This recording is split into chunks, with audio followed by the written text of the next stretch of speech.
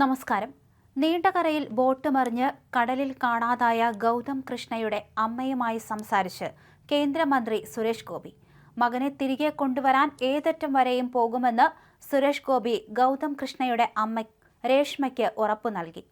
അപകടം നടന്നതു മുതൽ ബന്ധപ്പെട്ട ഉന്നത ഉദ്യോഗസ്ഥരുമായി ഓരോ നിമിഷവും താൻ ബന്ധപ്പെട്ടുകൊണ്ടിരിക്കുകയാണെന്നും ആ അമ്മയുടെ സങ്കടം തന്റെ സ്വന്തം സങ്കടമാണെന്നും സുരേഷ് ഗോപി ഫേസ്ബുക്കിൽ കുറിച്ചു.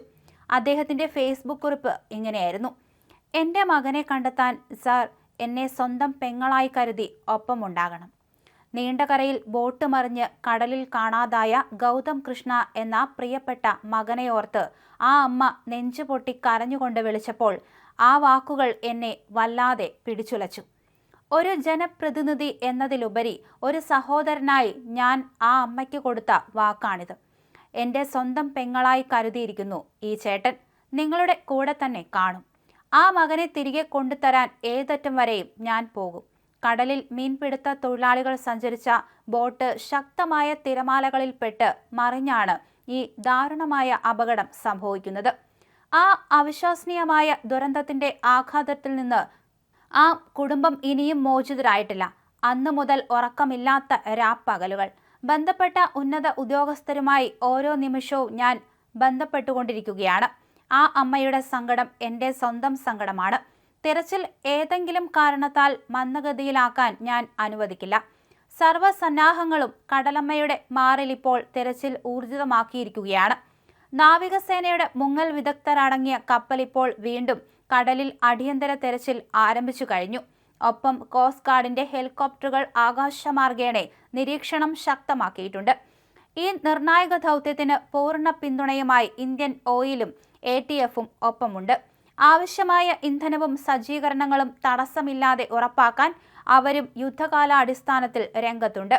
മാത്രമല്ല, രക്ഷാപ്രവർത്തനം വേഗത്തിലാക്കാൻ അമൃതപുരിയിൽ കോളേജ് അധികൃതരുടെ സഹകരണത്തോടെ പുതിയ എമർജൻസി ഹെലിപ്പാഡും അടിയന്തരമായി സജ്ജമാക്കിക്കൊണ്ടിരിക്കുകയാണ്. പ്രിയപ്പെട്ടവരെ, ആ അമ്മയുടെ പ്രതീക്ഷയാണ് ഏറ്റവും വലുത്.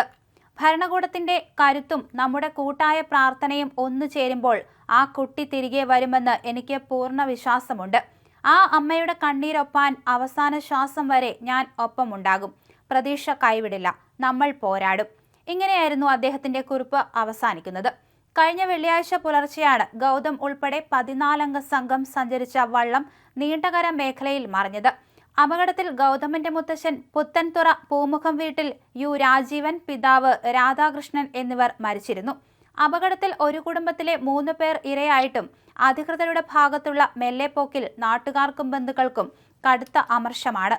അതേസമയം ഗൗതം കൃഷ്ണയ്ക്കായി കടലിലും കായലിലും തീരദേശത്തും വ്യാപക തെരച്ചിൽ തുടരുകയാണ്.